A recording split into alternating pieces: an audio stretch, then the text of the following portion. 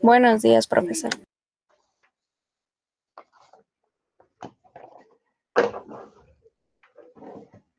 Buenos días. Vamos a platicar. Bueno, les comento unas cosas ya referentes a la conclusión de la asignatura. Ya por fin se va a lugar de servidor.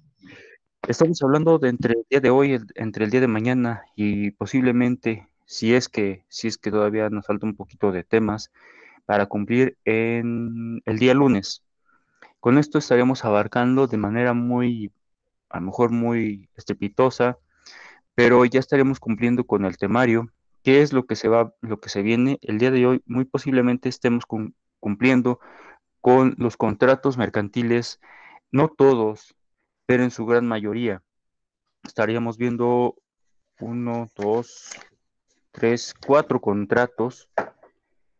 Son muy sencillos, son breves, pero al final de cuentas son muy recurrentes en la actividad mercantil, aunado además a que ustedes en la elaboración de un tríptico también están valorando otro, se añade otro contrato más a ese conocimiento de contratos. Lamento mucho que a lo mejor no se puedan compartir ese conocimiento tanto con su servidor, bueno, con su servidor dándole lectura y en ese estudio de su tríptico, alguna otra duda que corresponda a su mismo tema pudiera verificarse de manera más individual, pero no se puede compartir con sus demás compañeros y compañeras. Lamento mucho eso, pero ya es por cuestión de tiempo. Y además el calendario que se presenta por la UNAM, estamos viendo que es hasta el próximo viernes. Y les decía, yo no culmino de manera límite, en una fecha límite, porque para mí se me complica, a veces hay más problemas que beneficios llegar hasta la fecha límite. Por eso es que yo anticipo y estaría anticipando la conclusión de estas clases, de esta asignatura, el próximo miércoles con su examen, con su único examen que se va a evaluar. Por eso es que pues me anticipo demasiado, pero es porque quiero evitar problemas, más problemas de los que se pueden generar, irnos hasta una fecha límite. ¿Qué más? Bueno, estábamos entonces platicando sobre los temas contratos. También ya he planteado, estoy en eso de culminar con lo que son el proceso mercantil. Estaríamos viendo algunos temas pues distintivos o que le corresponden al proceso mercantil y va encaminado a diferenciar algunos aspectos, retomar y diferenciarlo con lo que es el proceso civil. Quiero pensar que ustedes ya están llevando el proceso civil, práctica forense, derecho privado, y de alguna manera me ayuda porque ustedes ya acarrean unos elementos básicos de todo proceso. Lo único que tendría que hacer es diferenciar esos rasgos en un proceso ordinario mercantil. También lo que es más frecuente y lo que es más útil para ustedes es un proceso ejecutivo mercantil.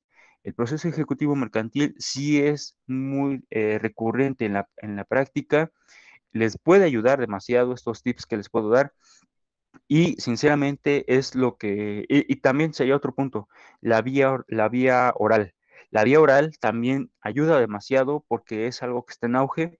Yo cuando me corresponde la asignatura de Derecho Práctica, perdón, procesal o práctica forense, eh, trato de añadir, a lo mejor reduzco algunos otros juicios ya en desuso, pero añado y planteo y también ofrezco esa opción en juicio oral.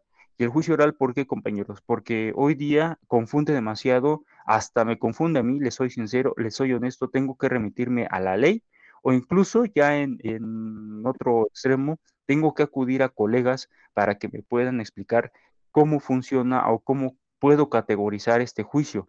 Entonces, Aquí. perdón, compañera. Sí, sí, ¿le escucho? No, disculpe, profesor, se prendió mi Ah, ok. micrófono. Entonces, yo creo que es necesario por lo menos detallar o establecer cuáles son esas diferencias de un juicio oral a un juicio ordinario mercantil vía escrita. Por lo menos brevemente puedo ofrecerlo. A lo mejor nos faltaría tiempo para explicar los principios, nos faltaría tiempo para explicar los términos, pero al final de cuentas algunos rasgos se van a distinguir en una línea cronológica que es lo que me interesa. Eh, Sería todo. El examen estoy considerando aplicarlo a 40 reactivos en sus diversas categorías, opción múltiple, pregunta abierta lo más concreta posible, una respuesta. Básicamente estamos hablando de no preguntas temáticas, sino preguntas concretas, lo que se vio, lo que se estudió, eso es lo que me interesa. A lo mejor estoy considerando preguntas de falso y verdadero, o sea, es algo amplio, pero no quiero que se confíen. Repasen lo que son los apuntes, repasen algunas diapositivas. Si pueden compartir alguna información, háganlo y también remítanse a la ley. Entonces, si hay material para estudiar, no se confíen, porque ese creo que es el punto clave es lo que he visto bajo una experiencia, que se confían, no sé si porque pueden pensar, es que el profesor es joven, el profesor se ve que podemos acreditarla fácilmente, pues no lo sé, compañeros, pero se confían demasiado a grado tal de que reprueban. Yo no los paso. Yo a veces tengo que hacer uso de los números y con los números simplemente no me cuadra que un compañero no acredite por un examen y en este caso estamos hablando del gran porcentaje del examen. Si no lo acreditan, reprueban. Entonces, aun y cuando me están presentando trabajos, me presenten tareas y el examen salgan con una ínfima cantidad, reprueban. Entonces, no se confíen, estudien un poco, repasen y con eso, créanme, van a acreditar la materia. Estamos dando pauta a apoyarlos con estas actividades, con estos exámenes.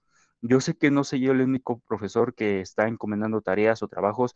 Ha habido profesores que se extienden en esta labor, que ejercen más presión y pues yo no me voy a involucrar. Sinceramente, para mí estoy en desacuerdo con eso, pero aún así yo no me involucro. Nada más lo que me corresponde es que repasen estos temas y que, pues no sé si tengan algún comentario, alguna duda. Estamos ya en finiquitar estas clases, les repito, sería hoy, mañana, posiblemente el próximo lunes, donde ya cumplamos con lo que es la mayor parte, el temario. ¿Estamos de acuerdo, compañeros y compañeras? Compañera Ana, la escucho. Sí, yo solo tenía una duda referente al tríptico. Yo soy del equipo que expuso. Quería saber si lo tenemos que subir de manera individual a la sección de tareas o ya no es necesario. Ya no va a ser necesario, compañera. Yo ya tengo el registro de cada uno de ustedes. Si usted quiere subirlo a plataforma, hágalo, no va a haber problema. Nada más vamos a corroborar esa información, pero yo ya tengo el registro. Entonces, para compañeros que ya expusieron, que además me parece fue el equipo uno, no hay problema. Incluso ya en algunos de ustedes ya hice esa respuesta, ya les contesté de que ya, si ya expusieron, pues no va a haber problema. No tengo inconveniente, compañera. Si lo sube o no lo sube, yo ya tengo su registro. Gracias. Por nada. ¿Alguna otra pregunta? ¿Algún otro comentario? Compañera Candy, va a preguntar. No, profesor, se abrió mi micrófono. Ah, ok. ¿Alguien más?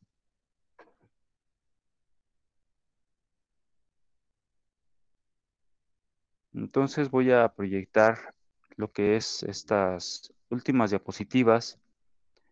Nada más me gustaría que me confirmen. Buenos días, profesor. Buenos Perdón días. que no hablara antes, es que no se abría mi micrófono. Quería preguntarle que estos 40 más o menos reactivos, nos va a dar una hora, que es la hora de la clase, para contestar esas 40 preguntas en plan de que sí nos da este tiempo. Sí, el examen está diseñado, o sea, incluso yo ya tenía el primer examen parcial para regresando de Semana Santa, posiblemente nos hubiéramos tomado otra semana para culminar los temas y ahora sí ya les presentaba el examen es dirigido para máximo unas 20 minutos, 30 minutos ya si quieren verse extendidos, pero ese examen lo tengo que ocupar ahora para ampliar al segundo parcial. Por eso es que ya estaría diseñado para una hora completa. El próximo miércoles que sea de manera puntual, que ustedes se conecten, porque yo ya estaría a lo mejor 2, 3 minutos, 4, máximo ya 5 minutos, donde yo ya planteo el link para empezar a contestar el examen. Entonces nos vamos a llevar toda la hora, efectivamente. Yo voy a estar presente, trataré de estar presente en toda la hora para que, pues si existe alguna pregunta, alguna duda, yo poderla resolver. Pero sí nos vamos a echar toda la hora. Es un examen que, les digo, son diversos tipos. Opción múltiple, pregunta abierta, lo más concreta posible, y preguntas de falso y verdadero, lo cual va a ser relativamente rápido. Nada más es cosa de que si ustedes estudiaron, claro está, como siempre, pues va a ser muy ágil. Si se les va a complicar, que no estudiaron, que no están repasando, que entraron en dudas con sus compañeros, y pues me la sé, yo también estuve en ese lugar, en donde empiezo a preguntar. Ahorita pues creo que es más fácil, más accesible preguntarse entre ustedes por vía WhatsApp o incluso hasta con la misma computadora cómo van las respuestas, pero si pierden tiempo en eso, pues obviamente van a perder tiempo en responder y yo ya no voy a dar amplitud, compañeros. Se cierra el sistema hasta las 8 de la mañana, se responda o no se responda, e incluso si han respondido la mayor parte de las preguntas y cierro el sistema, lo que hace es que anula todo el examen. Entonces, fíjense bien en el tiempo, repasen, por eso tenemos ese tiempo, repasen para evitar estar consultando con sus demás compañeros. Y si al último ya les falta unas preguntas y ven que son las 7:57, 7:58, 7:59, ya manden el examen y omitan o respondan con otra, no sé, con letra XX o con Y o con números, pero respondan lo que es el examen completo y ya que se vaya así de esa manera. Si no, aquí es distinto a un examen presencial de que, bueno, ya tengo tiempo, pues a ver, respondo de todos, a ver en cuál pega y se lo entrego al profesor. Aquí no, aquí cierro el sistema y pues sería hasta el último momento en que nos veamos, estaría yo respondiendo de manera individual, posiblemente con ustedes, personas quienes acreditaron y quienes no acreditaron la materia, y esto sería todo. Sí, Ok, respondí, compañero. Ujú. sí, entonces en miércoles y en caso de que ya falte poco para la hora de que se cierra todo, dice que responder aunque sea así como XXYY para ya enviar el formulario y ya.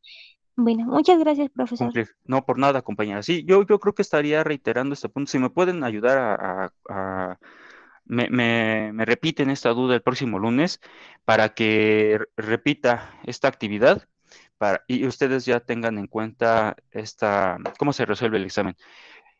Pues les decía, es una actividad que yo ya posiblemente a lo mejor estas preguntas se pudieron haber omitido con un primer examen, el segundo, ya queda más claro cómo va la actividad, pero al final de cuentas ya estaba el examen. Bueno, va a ser novedoso a lo mejor. Yo ya lo he implantado desde el año pasado y me ha funcionado.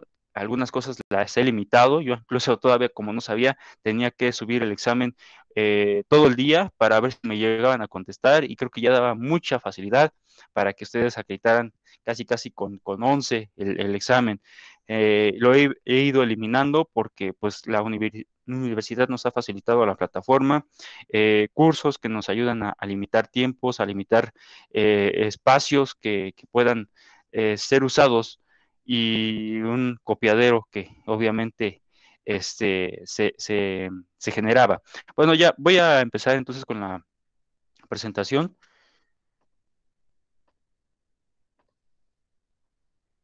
Me indican si fue aquí donde lo vimos o este contrato ya no lo vimos.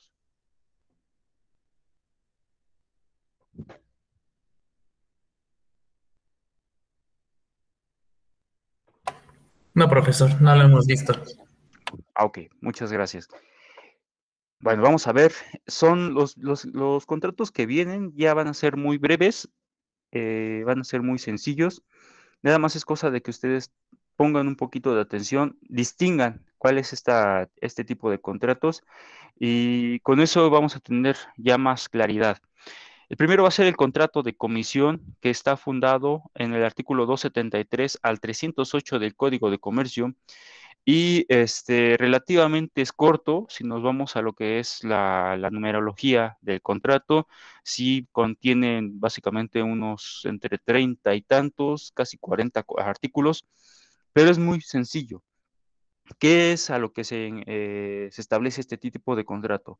Una persona va a encargar a otra la conclusión de una o más negocios. Aquí tengo incluso un error de gramática.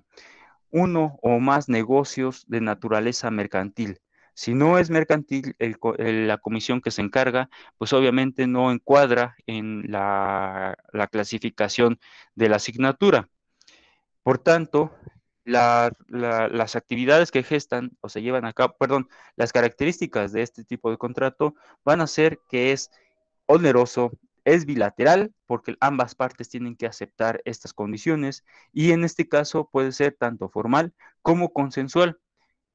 Si es consensual, tiene que estar acompañado de lo que son testigos para que confirmen cuáles son estos encargos o en qué se están obligando las partes. El comitente es la persona que va a encargar el negocio. ¿Y cuáles son sus obligaciones? Pues provee los fondos al comisionista. El comisionista es el encargado y el que encarga es el comitente. Bueno, el comitente en sus obligaciones es que va a proveer los fondos al comisionista por alguna actividad que requiera su continuidad, su supervivencia y pueda generar esas utilidades. Va a pagar lo que son los servicios al comisionista y también va a reembolsar los gastos que posiblemente no hayan establecido en el contrato, pero al final de cuentas el comisionista los erogó a efectos de que no se menoscabe esta actividad, el servicio, el objeto como tal. Por tanto, sigue reembolsando sigue erogando estos gastos y el comitente tiene su obligación de reembolsar esos gastos. Por su parte, los derechos que se le añaden al comitente es que puede revocar lo que es esta comisión en cualquier momento que se le antoje, o bien los herederos pueden revocar esa actividad.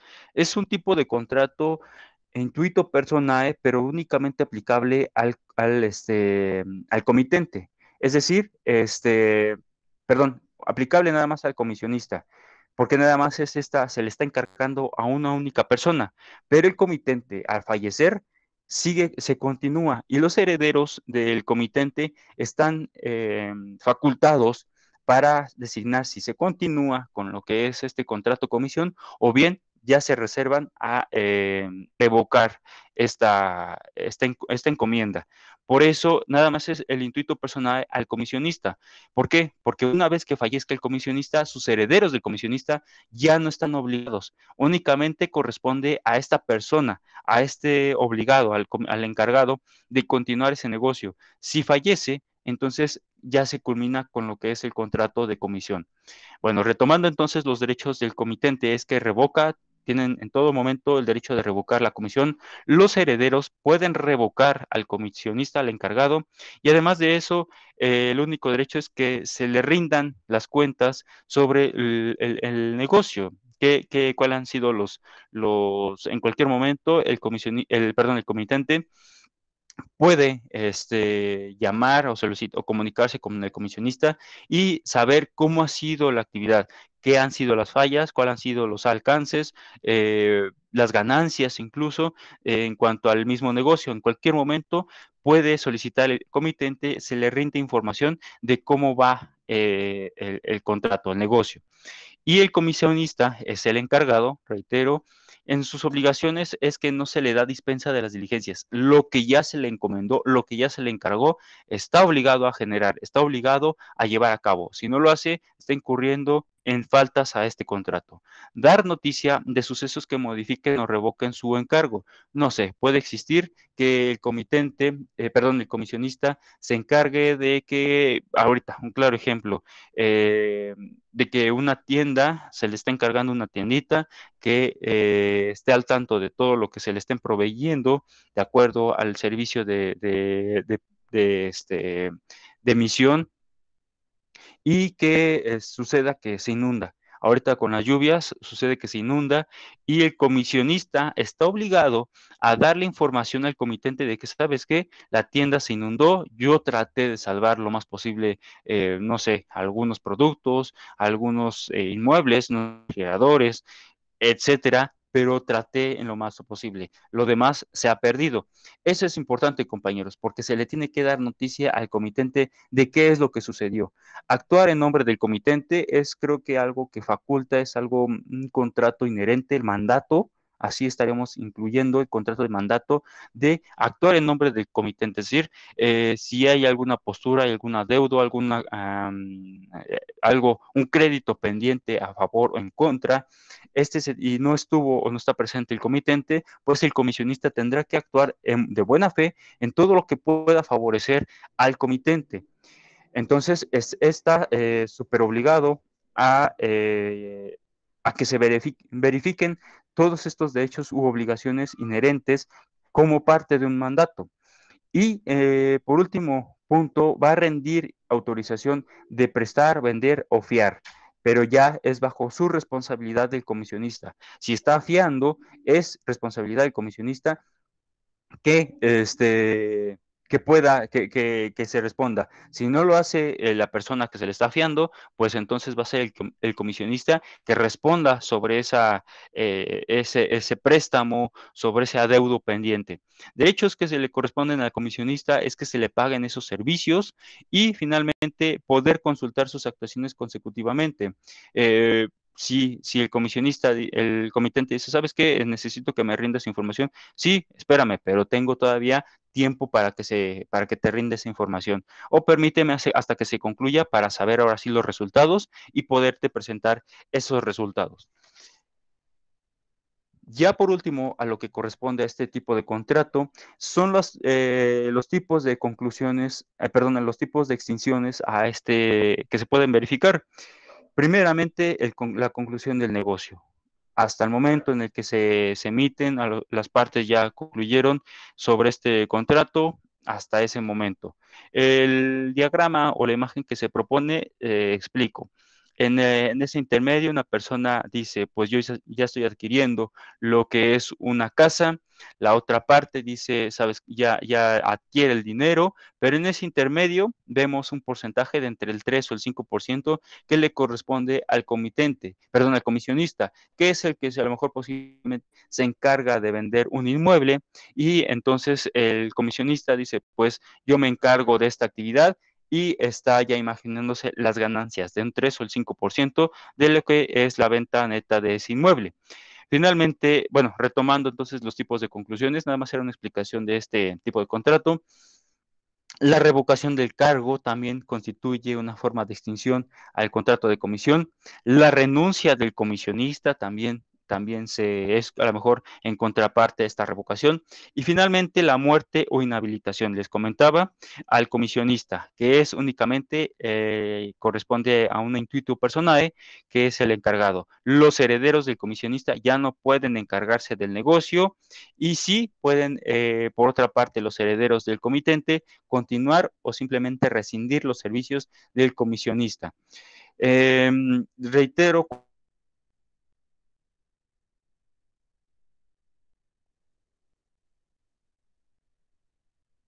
si es que se añade los elementos de testigos a este contrato.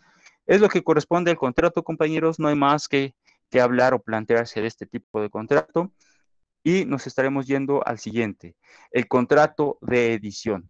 El contrato de edición es un contrato interesante, es un contrato que yo, sinceramente, por única vez lo vi en un despacho jurídico, perdón, un despacho contable que estuve elaborando y, y se tuvieron que llevar a cabo gestiones necesarias de acuerdo a la ley de derechos de autor, para un registro de una imagen, me parece. Ya tiene su tiempo y eso fue en el INPI. Es interesante, así como cada tipo de, pues, especialidad en este rubro, en derecho, los derechos de autor es, mm, digamos, un tipo de élite que pues se gana bien porque las empresas te indican qué es lo que tienes que subir, qué se tiene que registrar y pues va constreñido al tipo de contrato de edición. Me gusta mucho porque estás en íntima relación con personas que pues simplemente se dedican a investigar, a erogar información o bien incluso se están dedicando a crear arte, como estamos en este caso hablando de música, obras literarias. Entonces, me agrada mucho. No tuve la oportunidad de ingresar en su momento a Porrúa, porque también me estaban ofreciendo un espacio para elaborar en Porrúa, en este aspecto de contratos de edición. Ya no, obviamente, en ese momento ya estaba ingresando a docencia y ya no me permitía, ya no me daba tiempo de estar trabajando, laborando en esta editorial. Pero bueno, hubo oportunidades, me hubiera gustado laborar en ese ramo. Bueno, ¿qué puedo dar aquí, compañeros? Únicamente me voy a abocar a lo que es la obra literaria. Por contrato de edición a una obra musical, ya no me da tiempo porque estaría extendiendo de más este tipo de contrato, ya no me da tiempo. Vamos a continuar entonces con el contrato de edición dedicado exclusivamente a la obra literaria. Si ustedes quieren ampliarlo a un contrato de edición por una obra musical, adelante, no hay una restricción. Pudieran adentrarse a a un libro o bien a la misma legislación. Obra literaria y es de acuerdo al artículo 42. El artículo 42 nos explica de qué estamos hablando. Es el contrato de edición de obra literaria cuando el autor o el titular de derechos patrimoniales, en su caso, se obliga a entregar una obra a un editor y este se obliga a reproducirla, distribuirla y venderla, cubriendo al titular del derecho patrimonial las prestaciones convenidas de acuerdo al artículo 42 de la Ley de Derechos de Autor. Las características que corresponden a este contrato es que es típico y nominado. Así también es formal, es de manera bilateral y es oneroso. ¿Por qué oneroso? Porque eso se explica en las características de los sujetos. El editor es el que va a reproducir, está obligado a reproducir y vender la obra sin alterarla. Eso es importante. No está el editor, aun y cuando corresponda o se le asuman los derechos de esta obra, no significa que la modifique. Con una coma, con un punto, con una añadidura extra a la obra que expida el autor, ya se rescinde el contrato y está entrando en repercusiones del mismo autor. Por tanto, se le estaría facultando al autor para poder demandarle al editor por daños y perjuicios. Sí es importante, compañeros, porque cualquier modificación, por mínima o que note el autor, por mínima modificación que se le haga a su obra, puede demandar al editor. Entonces, el editor tiene derechos de venderla, de distribuirla, pero no de modificarla. El autor, por su parte, es el que va a entregar la obra. Él, ya sea que se obliga a una obra preexistente, es decir, que esté en la elaboración de esa obra. A ver, alguien me pregunta.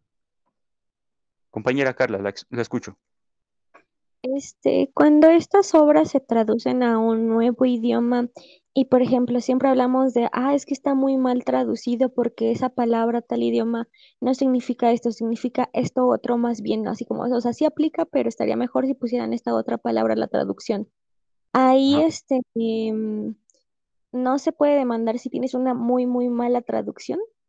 Se puede, pero esto primeramente se le da vista al autor. El autor es el que va a autorizar, va a determinar si esa palabra corresponde, porque pues no hay otra palabra, como usted nos indica, que indique o que exprese lo que es el conocimiento el conocimiento o sentir del autor. Y si no hay otra palabra, es él quien va a autorizarlo, va a decir, pues sabes qué, si no hay otra palabra, que se ponga y yo ya autorizo que se modifique ese apartado. Pero es bajo autorización del mismo autor. Si esa autorización no la expresa, el mismo, o por ejemplo, incluso hasta falleció, digámoslo, el autor de la obra, el editor se va a encargar, pero también le tiene que dar vista a los derechos de los herederos, posiblemente.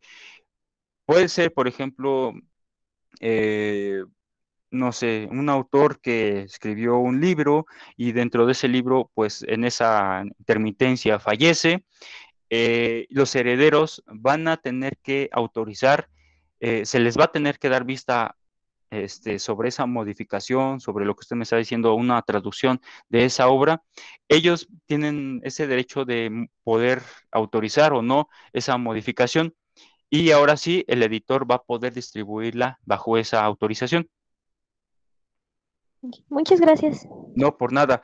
Aquí el riesgo que se asume, es lo que les estaba ahorita indicando, es que el autor posiblemente ya estaba obligado a expedir una obra preexistente, es decir, estaba en elaboración de esa obra y resulta que fallece. Ya estaba obligado en primera el autor de presentar esa obra al editor, pero fallece. Ya tenía una elaboración, un adelanto, pero sucede que fallece. Entonces, esa situación va a modificar. Puede que el editor rescinda esa obra incompleta o pueda que, pues, bajo ya un contrato, señalar a la albacea o a los herederos, ¿sabes qué? Me tienen un adeudo de una obra. Entonces, ¿cómo le hacemos? Presentamos la obra incompleta o bien ustedes la culminan o a lo mejor me presentan bajo ya un riesgo de que a lo mejor quede inentendible, quede, no sé, pendiente, ya es un riesgo latente. Es algo que lo puede designar el editor, decir, pues preséntamela así como está. Puede que incluso alcance mayor prestigio. ¿Por qué? Porque pues así se llevan a cabo, ¿no? En un aspecto más artístico, se dice que cuando el autor fallece, aumenta más el valor de esa obra y que puede generar más utilidades, mayor venta a esa obra toda vez de que falleció. Se dice, la verdad, ahí yo no puedo expresar, esto sería en otro ramo, y pero eso ya está a riesgo. Ahora, nada más lo que me corresponde señalar que el autor se va a obligar por eh, con el editor en la elaboración, en el trayecto de esa obra, o bien se va a obligar hasta que ya concluya esa obra, ahora sí te la presento a ti como editor y haz lo que quieras con ella, únicamente con la venta, distribución y publicidad de esa obra. Por modificaciones ya no, ya es únicamente, es mi responsabilidad. No sé si quedó claro, compañeros, en cuanto a las breves referencias en el editor y del autor. Sí, profesor. Ok, compañeros, ¿estamos de acuerdo? Sí, profe. Sí, profesor. Sí, profesor. Ok. Elementos que se desprenden del contrato de edición son los siguientes. Va a comprender lo que son las ediciones y las reimpresiones de esta obra literaria. También se señala si la obra es exclusiva o no. Puede ser que sea única y que además de que sea única, se tiene nada más dirigida o nada más se reimprimen por pocas impresiones. No es incluso, créanme, ahí incluso dices, pues es que cómo puede ser que nada más se reimpriman 50, sí, obviamente se va a estar distribuyendo y si tiene un auge el autor de esta obra, pues claramente es renombrado y cómo es nada más que presenta 50 obras. Puede ser que después se reimpriman y dependiendo de cuál sea la exigencia, el mercado de la obra, puede ser que se amplíen, pero el mismo autor únicamente distribuye 50, las que se vendan. Y ahí puede ser que se aumenten o simplemente se limiten a esa cantidad de obras. Depende, pero la venta, la distribución puede ser que incluso sea exclusiva. Son 50 obras y hasta ahí se quedan. Y ahí pueden aumentar más el valor en una reventa de ese libro. La distribución, promoción y publicidad corren a cargo del editor y es el editor el que tiene el derecho de preferencia de acuerdo al artículo 44 de la Ley de Derechos de Autor. Es a lo que les indico, es el autor, si sigue generando más obras, si tiene esa intención de generar más obras, demás libros, el editor se le favorece ese derecho. Es decir, sabes que si quieres generar más obras, recurre primero conmigo para ver, porque pues ya hemos contratado con anterioridad y ese derecho de preferencia es el derecho de origen. Primero aválame, pregúntame si quieres seguir generando. Si vas a seguir generando y ya no quieres contratar conmigo, dímelo para que yo ya no te contemple en las demás publicidades. Por eso es que el editor tiene ese derecho de preferencia, así como pudiéramos asimilarlo con el derecho del tanto en un aspecto de contratos de derecho de transferencia de dominio, por ejemplo, en el derecho de venta, o bien en el derecho de transmisión de posesión, como en el arrendamiento, el derecho de preferencia igual, que si el dueño quiere vender el inmueble, se le estaría dando preferencia al arrendatario. Bueno, es algo asimilado a este tipo de contrato. Y cláusulas especiales que derivan de este contrato es que no se puede crear otra obra. Es decir, el autor que está obligado a la obra que presentó no puede hacer una analogía con otro tipo de obra, con otro tipo de libro y contratar con otro tipo de editor. Por ejemplo, si está hablando o está relatando un cuento y en ese mismo cuento quiere ocupar el mismo contenido del relato, de la redacción, pero cambia, por ejemplo, lo que son los personajes, nada más por nombres, entonces estaría haciendo una simple modificación, pero está creando la misma obra. Al final de cuentas es la misma obra con otros sujetos, le quiere cambiar incluso el título, y no puedes generar, y quiere contratar con otra edición, con otra editorial. Entonces estaría incurriendo en responsabilidad. La transmisión va a ser global de una obra, en otro tipo de cláusula. La transmisión va a ser global de una obra de manera futura y de derecho patrimonial. Puede incluirse este tipo de cláusula si es que la obra va a continuar con otra secuela, por ejemplo. Entonces, las cláusulas se asumen al editor. El editor tiene el derecho de continuar esa secuela. Es otro tipo de derecho de preferencia. No sé si me estoy explicando, compañeros. No sé si ustedes ya leyeron Harry Potter, derecho ¿cómo se llama? Los Señor de los Anillos, otros tipos de secuelas, incluso hasta jurídicas, tomos dirigidos a derechos de autor, por ejemplo, y continuar con una evolución, actualización de esa misma obra, tiene el derecho, una transmisión global de esa obra, el editor. ¿Estamos de acuerdo?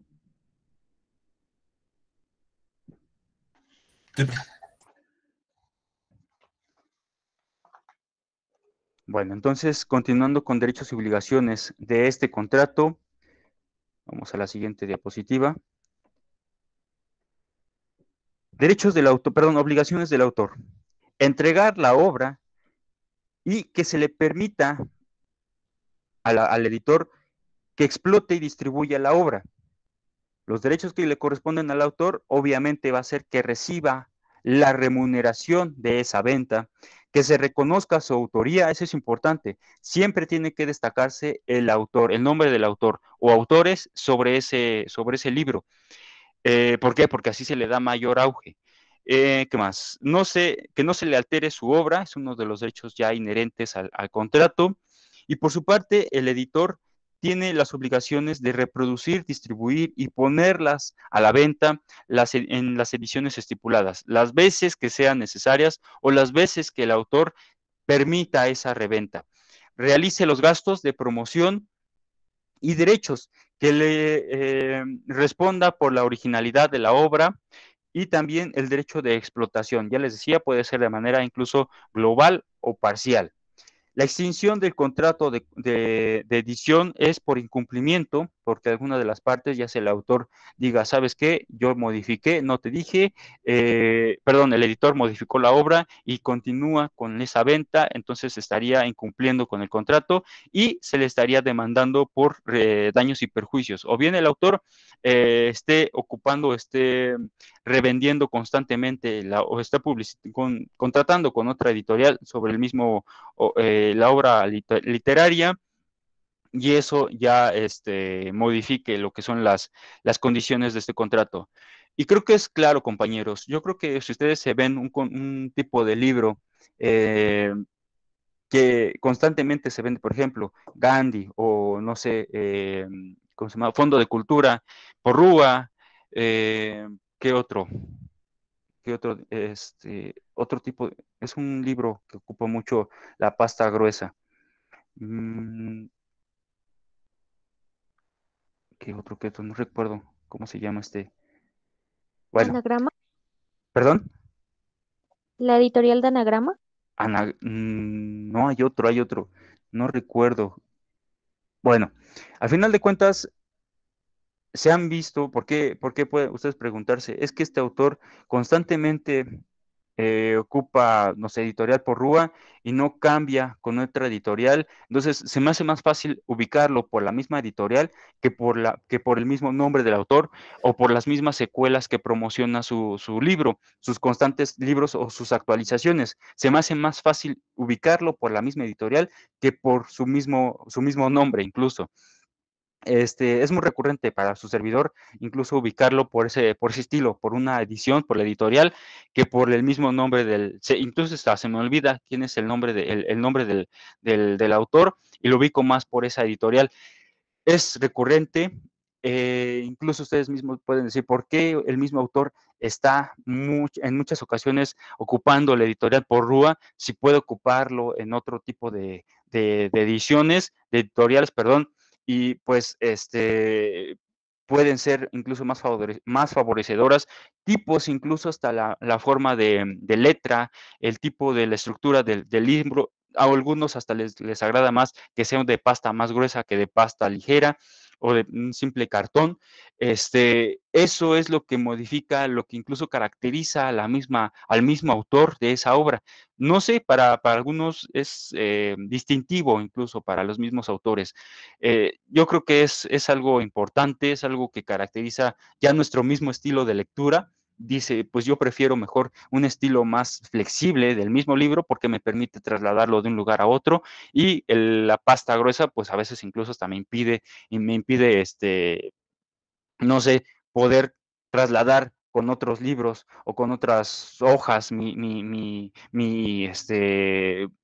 sé, el libro que me agrada tanto, pues no sé, eso ya es, yo creo que ya es más de estilos, compañeros, y me involucro mucho en este tipo de contratos porque me agrada, ¿no? Es uno que se acerca mucho a los libros, eh, pues creo que hay observaciones sobre este tipo de contratos. Bueno, ya nada más para cumplir a culminar sobre este contrato, la extinción, la último apartado es el pago de las ganancias al autor. Por eso ya se cumple lo que es el contrato de edición.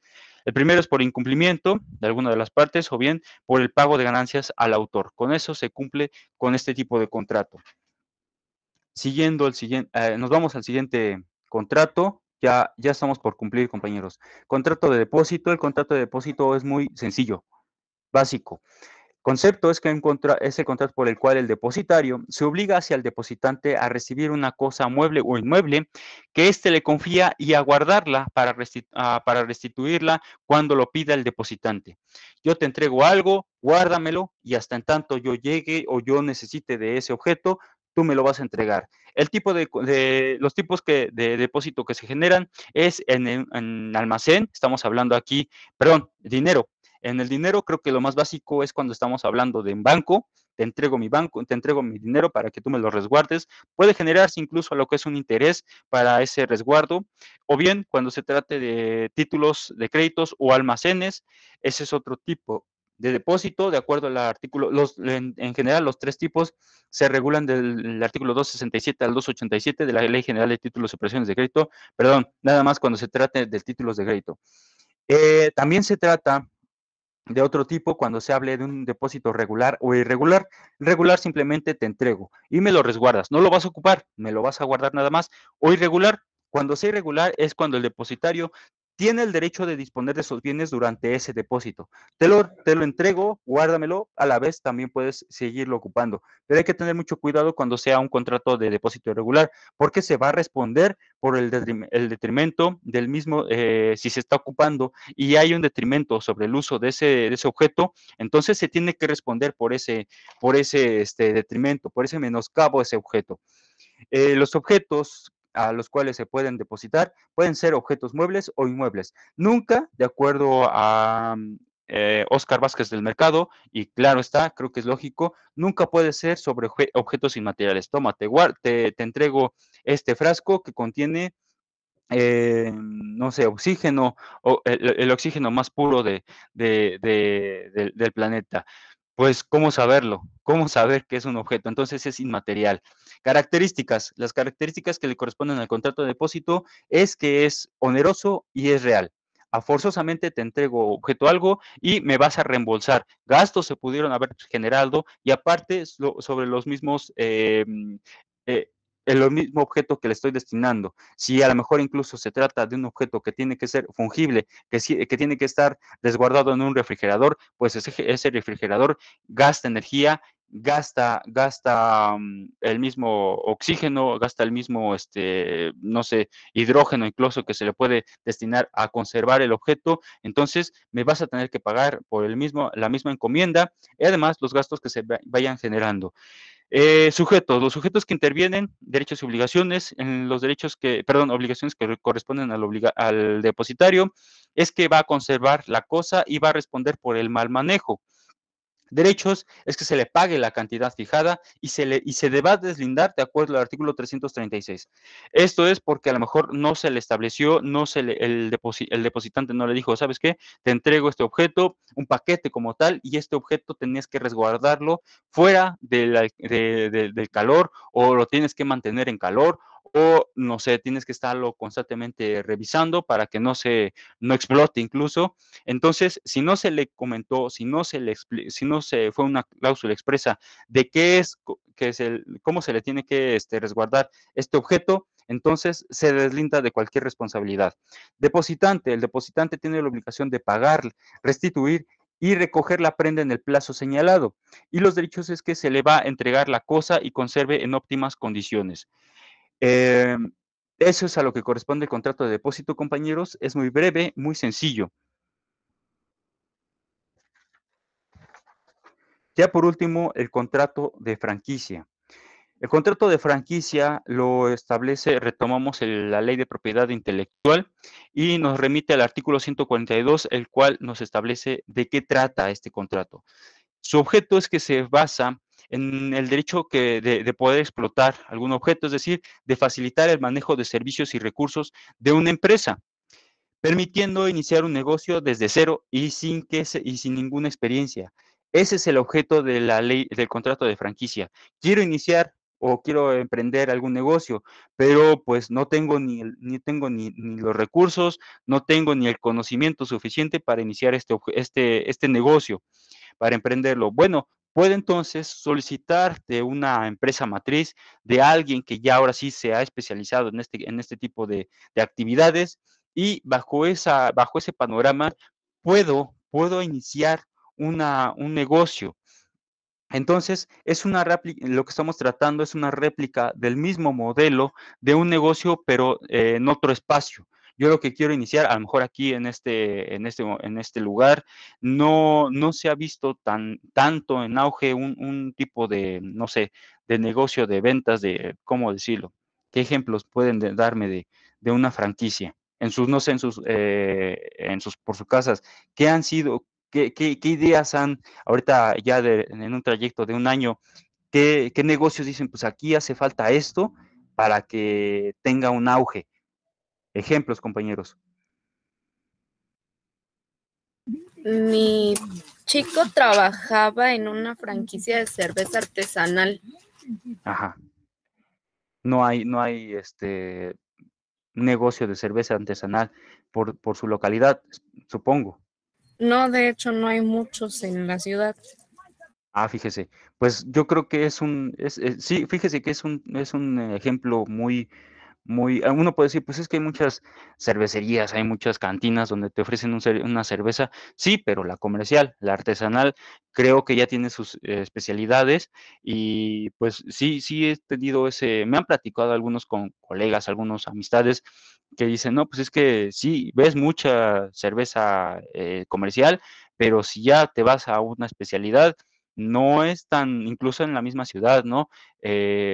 Se ven incluso un poquito más en otro tipo de estados. Me parece que en el estado de Jalisco hay más auge de este negocio. Pero fíjese, ahí hay un ejemplo. ¿Qué otro ejemplo, compañeros?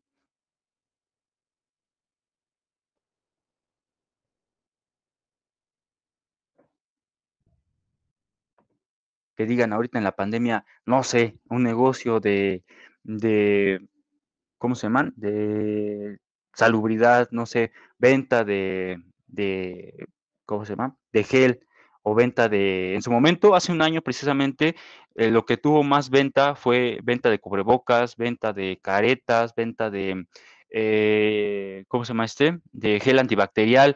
Eso tuvo bastante auge. Después se vino, por lo que notaba cuando salía, era venta de oxígeno, de estos aparatos de oxígenos, de termómetros. Después, pues los tanques de oxígeno también tienen su momento. Ustedes pueden apreciar por acá, por mi domicilio, hay un negocio donde nunca ni una mosca se paraba, era dedicada a oxígenos y precisamente hace un año había filas, no solamente de particulares, sino de ambulancias que iban y se, se